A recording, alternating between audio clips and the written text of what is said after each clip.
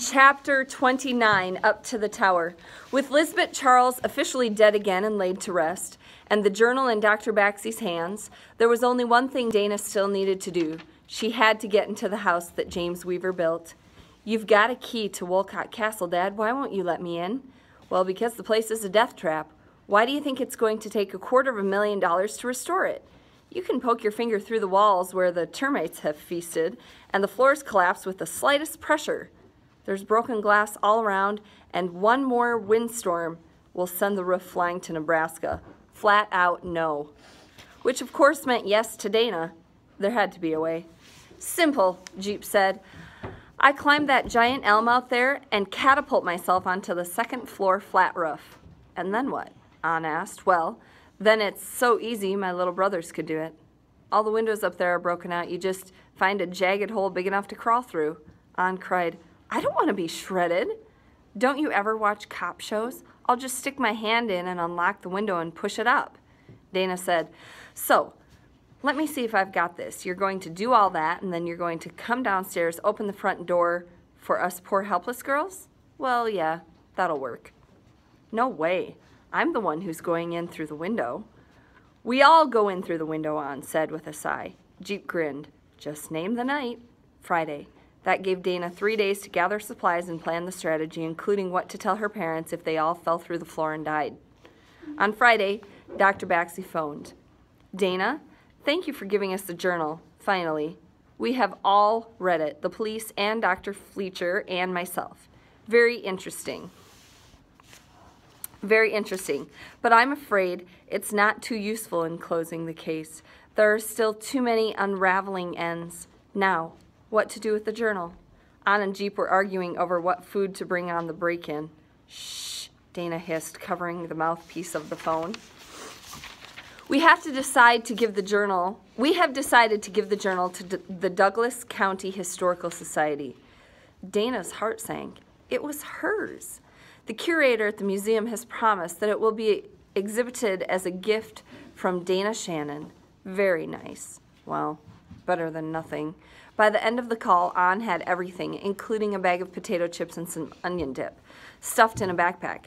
And now they only had to wait for 9 o'clock when it would be dark enough to walk over to Vermont Avenue for their first breaking and entering into a castle. As a big concession to his male ego, Dana let Jeep wear the backpack as they scrambled up the tree, but she was the first one to leap across the space to the second-story overhang.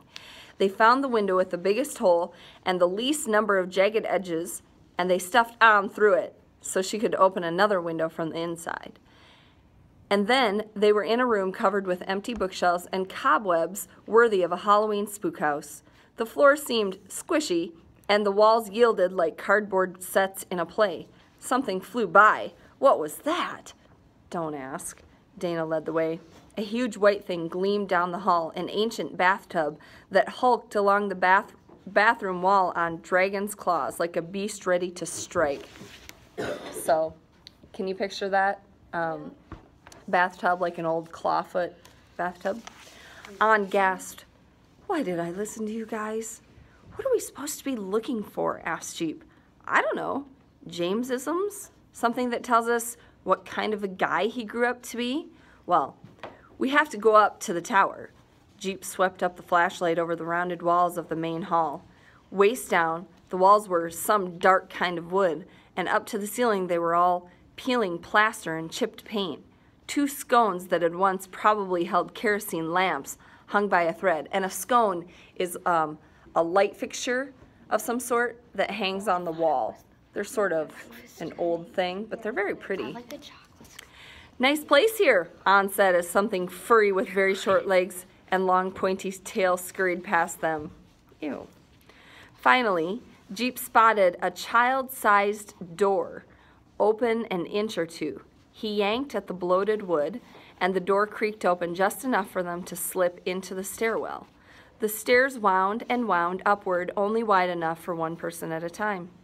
"Ladies first." "Not me," Ann said, but Jeep reassured her. "Keep going. I'm right behind you." The room at the top was so narrow that if you stood in the center and stretched out your arms, you could put your palm flat on each side. "Hey, I'm holding up the tower," Jeep bragged.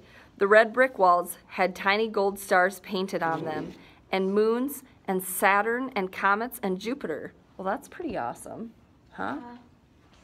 An ancient telescope stood with its eye to the window. That's to find the North Star, Ann whispered. Well, this has been nice. Ready to go down? She eagerly led the way back to the stairs, but one glance down into the dark pit of the stairwell, and she begged, just toss me out of the tower window. But she followed Dana down the stairs, all of them in a tight chain. What smells so ripe and musty? Dana asked. Jeep knew. Bat guano. Haven't you ever been in a cave? Bats? Quiet. You'll scare the roaches. That's it. I'm getting out of here, Ann said.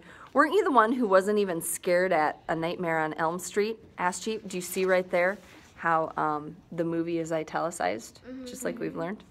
Yes, but this is real life. I'll wait out on the front porch. Don't leave without me. And she rushed down the stairs, slamming the front door on her way out.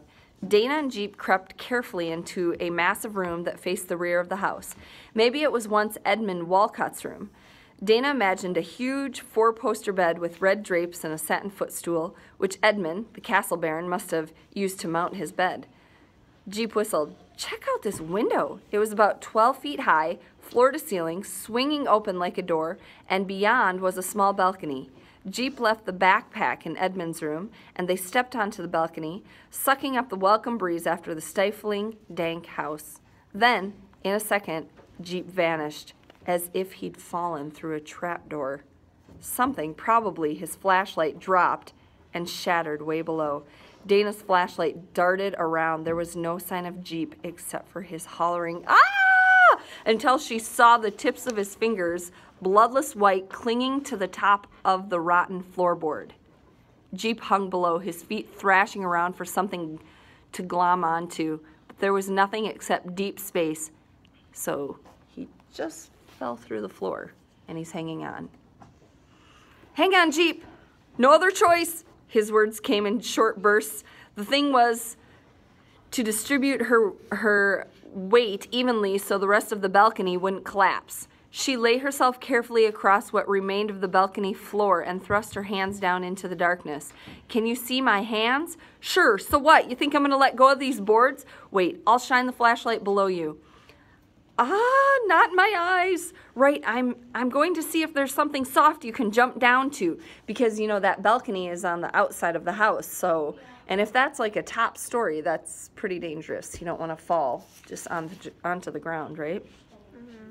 3 floors below and sunk deep into the ground was an empty swimming pool. Well, that's not safe. Empty. And that's if he could slide like a missile through space straight down. If he missed a foot or two, he'd land on a wrought iron fence that had lethal-looking keep-out points on it.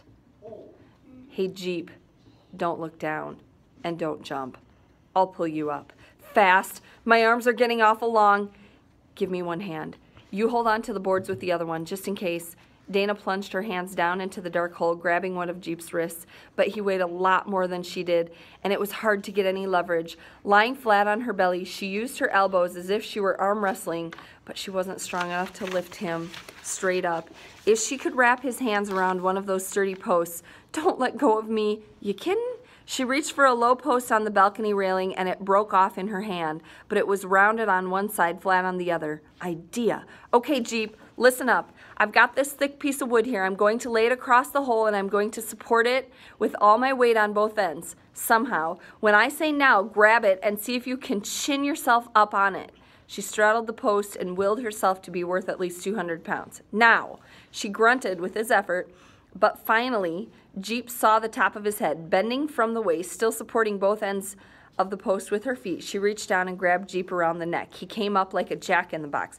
You're choking me! Well, you'd be dead if I weren't. Now she had a good grip on his throat so she could get off the post and give him a hearty yank until he bent his chest over the balcony floor. He lay across the floor, coughing and gasping for breath.